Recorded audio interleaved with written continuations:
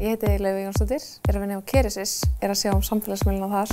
Ég var í smá svona millibilsástandi, bæði í atvinnuleit og velta fyrir mig hvort ég ætti að fara í nám.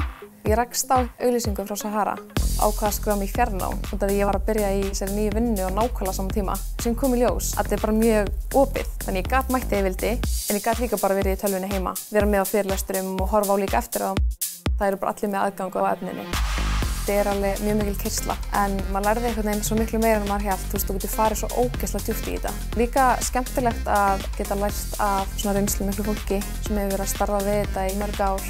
Mér fannst þetta mjög fjölbreyttur hópur. Vorum held ég bara frá 18 ára upp í bara 60 eða eitthvað, ég veit ekki. Ég hef fengið bæði meira sjálfstraust í að keyra herferðir, bara meira traust frá yfirmönnum mínum til þess að keyra herferðir og prófa mig áfram. Og þetta hefur klárlega opnað fyrir mér alls konar dyr.